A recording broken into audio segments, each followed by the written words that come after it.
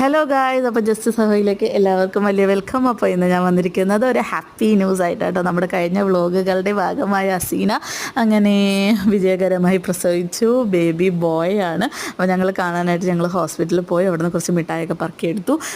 അങ്ങനെ മമ്മയായിട്ട് കുറച്ച് നേരം വർത്താനമൊക്കെ പറഞ്ഞു. മമ്മ യുദ്ധം കഴിഞ്ഞ് മിഠായും കഴിച്ചിട്ടുണ്ട്, അവിടെ കിടപ്പുണ്ട്.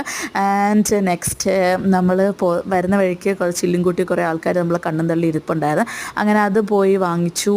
അവിടെ എല്ലാം നല്ല മുരുമുര പൊരി സാധനങ്ങളാട്ടോ. എനിക്ക് ഭയങ്കര ഇഷ്ടമാണ്. പരിപ്പ് ഞങ്ങൾ വാങ്ങിച്ച പരിപ്പോട വാങ്ങിച്ചു, ബോണ്ട വാങ്ങിച്ചു, പിന്നെ എന്തുമായിരുന്നു, പിന്നെ മറ്റേ ബോണ്ട 2 ടൈപ്സ് ഉണ്ടല്ലോ. ഈ ഒരു ഉള്ളിയിട്ടൊരു ബോണ്ടായും പിന്നെ മറ്റേ മധുരമുള്ളതും. അത് എൻ്റെ ഇതിൽ രണ്ടും ബോണ്ട തന്നെയാണ്. മറ്റേ എന്തോ പേരെന്ന് എനിക്കറിയത്തില്ല. സോ കട്ട്ലേറ്റ് ഉണ്ടായിരുന്നു. പക്ഷേ കട്ട്ലേറ്റിനകത്ത് കുറച്ചുകൂടി ചിക്കൻ ആഡ് ചെയ്യായിരുന്നു. എന്തായാലും അവരോട് ഉണ്ടാക്കുന്നതല്ലേ, കുറച്ചും കൂടെ ഇതെൻ്റെ ഒരു സജഷൻ ആട്ടോ. ഒന്ന് അംഗീകരിക്കുക ഈ വ്ളോഗ് നിങ്ങൾ കാണുന്നുണ്ടെങ്കിൽ. സോ പക്ഷേ ടേസ്റ്റ് വൈസ് എല്ലാം അടിപൊളിയാണ്. പിന്നെ അത് കഴിഞ്ഞിട്ട് ഇതിപ്പോൾ ഉച്ചയ്ക്കത്തെ റൗണ്ട് ആട്ടോ. പിന്നെ രാത്രി ഞങ്ങൾ ജസ്റ്റ് ഒന്ന് കറങ്ങാൻ വേണ്ടി ഇറങ്ങിയായിരുന്നു.